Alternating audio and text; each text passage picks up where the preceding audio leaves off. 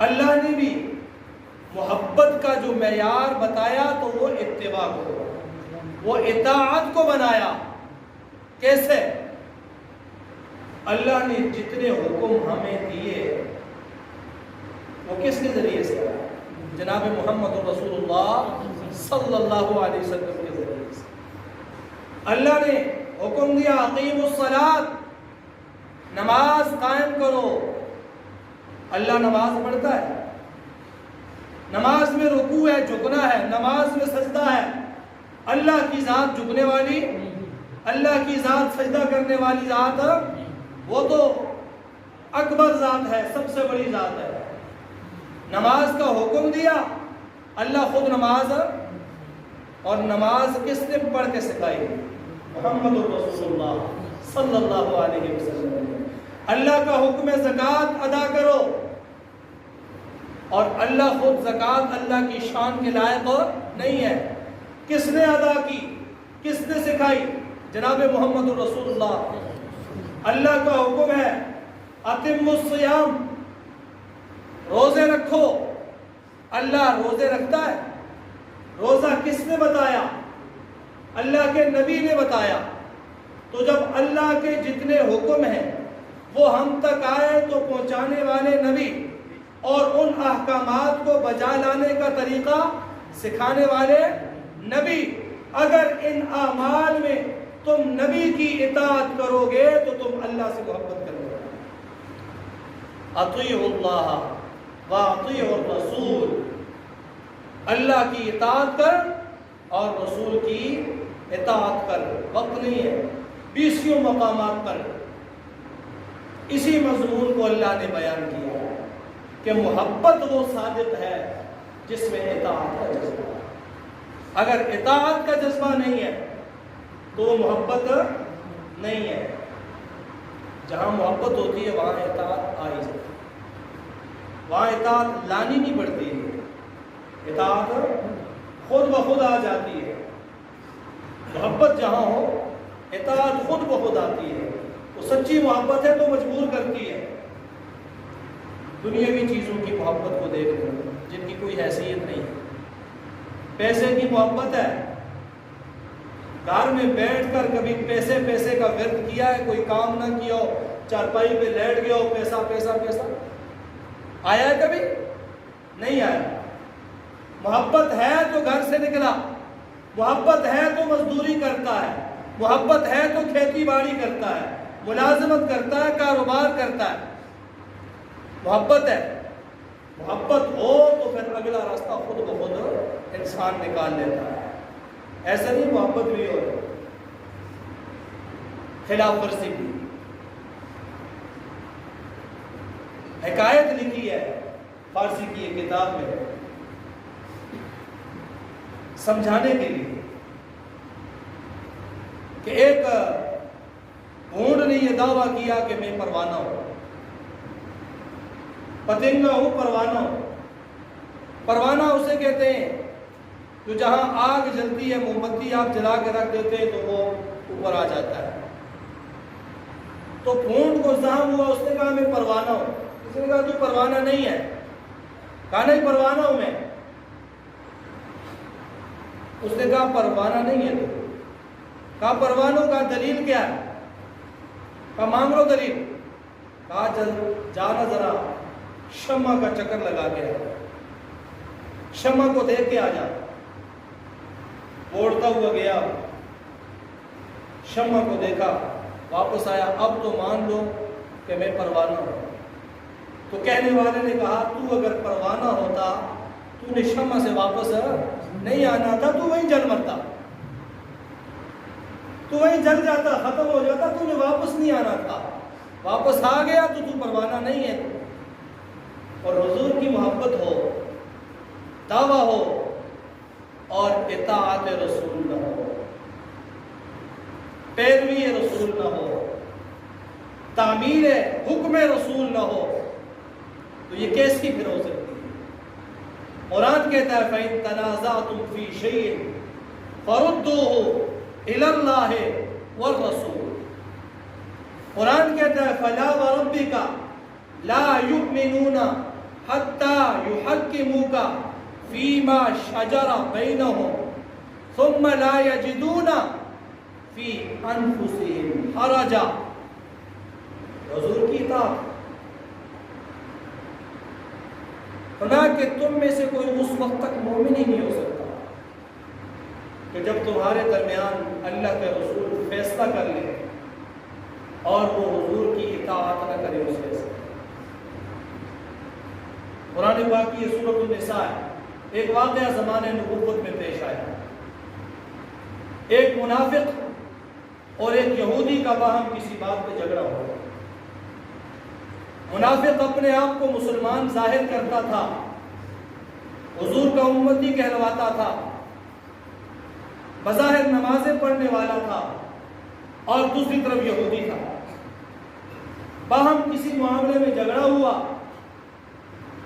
اور اب جھگڑے کا فیصلہ کرنے کے لیے اس یہودی نے کہا کہ تمہارے نبی سے, محمد سے ہم فیصلہ کریں. اور اس بشر نے, منافق نے کہا نہیں, تمہارے سردار کعب ابن اشرف یہودی سے فیصلہ کرا. کعب ابن اشرف یہودیوں کا سردار تھا مدینے میں, اور جناب نبی اکرم صلی اللہ علیہ وسلم مسلمانوں کے پیغمبر ہیں. یہودی کہتا ہے کہ فیصلہ کرواتے ہیں کس سے؟ جناب محمد رسول اللہ سے. اور وہ منافق مسلمان کہتا ہے کہ فیصلہ کرواتے ہیں کعب بن اشرف سے. اندر کی بات یہ تھی کہ وہ جو منافق تھا, مسلمان اپنے آپ کو کہلوانے والا, وہ باطل پر تھا, وہ جھوٹ پر تھا.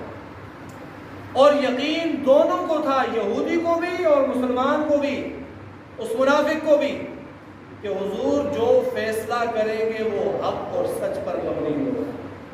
اس لیے یہودی زور لگا رہا ہے فیصلہ کریں گے محمد, سچا کریں گے. اور وہ منافق کہہ رہا ہے ادھر چلا گیا تو میں پھنس جاؤں گا. فیصلہ کراتے ہیں یہودی سے کہ کچھ رشوت دے کے اپنے حق میں کروا دیں.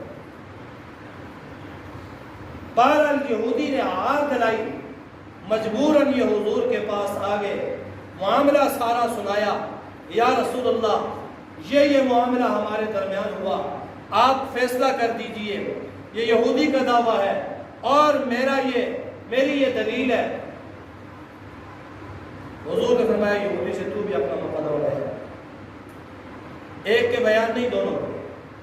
یہودی نے جب اپنے بیان دیے, حضور صلی اللہ علیہ وسلم نے یہودی کے حق میں فیصلہ فرما دیا اور اس مسلمان کہلوانے والے منافق سے کہا کہ تو جھوٹ پر ہے. یہ چیز یہودی کے حق میں فیصلہ ہو گیا, باہر نکل کے آ گئے.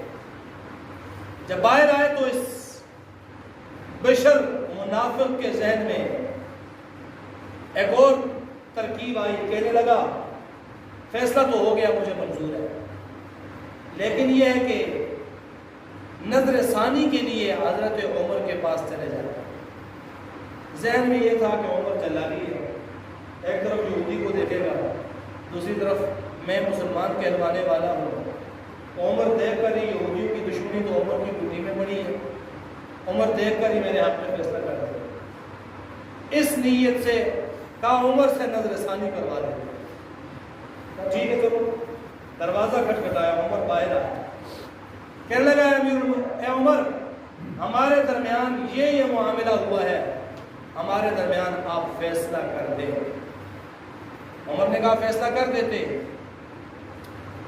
تو فوراً اس یہودی نے کہا کہ فیصلہ تو ہم کروا کے آ چکے ہیں نبی سے, حضور سے فیصلہ کروا کے آ چکے ہیں, آپ کے پاس یہ مجھے لے کے آیا ہے کہ نظر ثانی کروانی ہے.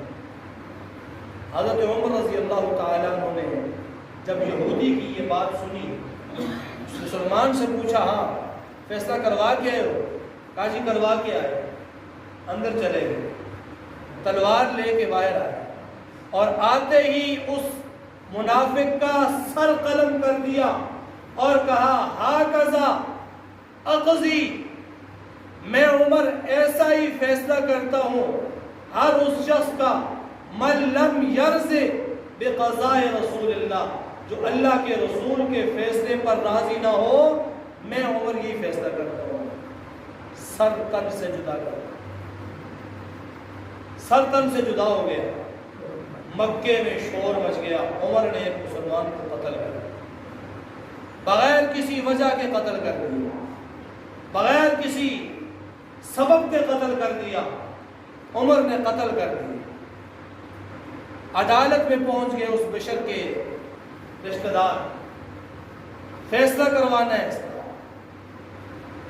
اور پوری مدینے کی فضا عمر کے خلاف ہے۔ اوپر سے اللہ جبریل کو بھیجتے ہیں جناب نبی مکرم صلی اللہ علیہ وسلم کے پاس، فلا وربک، فلا وربک، اے محمد، وربک، تیرے رب کی قسم۔ اللہ کیسے عمر پر یہ قتل کا الزام برداشت کر سکتا ہے؟ وہ عمر جس نے اللہ کے قانون کو مکے کے اندر لاگو کیا، وہ عمر جس نے کعبے کا دروازہ مسلمانوں کے لیے کھلوایا، وہ جری اور بہادر عمر جو سب کچھ چھوڑ کر اسلام کے دامن میں آیا، وہ عمر کے جو زمین پہ بات کرتا ہے اللہ آسمان سے قرآن بنا کر نازل کرتا ہے، اللہ کیسے برداشت کرتا؟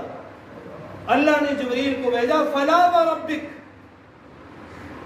اے محمد تیرے رب کی قسم،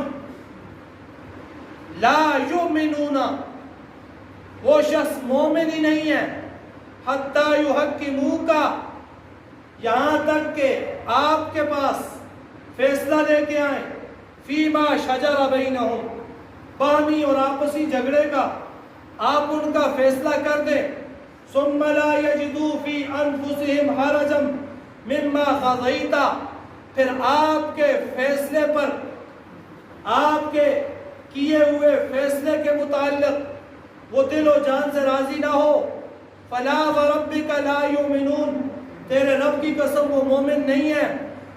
میرا محمد فیصلہ کر چکا تھا یہودی کے حق میں، یہ شخص اس فیصلے پہ راضی نہیں تھا، جب راضی نہیں تھا تو یہ مومن نہیں تھا، مومن نہیں تھا، عمر نے قتل کیا، کسی مومن کو قتل نہیں کیا، کافر کو قتل کیا ہے، عمر بری سے بڑا۔ یہ کس پہ ہوا؟ حضور کی اطاعت، حضور کی اطاعت میں۔ تو موضوع سارا رہ گیا، پر انشاءاللہ آئندہ جمعے پر اسی اطاعت رسول پر مزید بات ہوگی۔ اللہ تعالیٰ عمل کی توفیق عطا فرمائے۔ سب ساتھی یاد تشریف فرمائیں، اور بار بار آپ کو یاد دہانی کرانی پڑتی، یا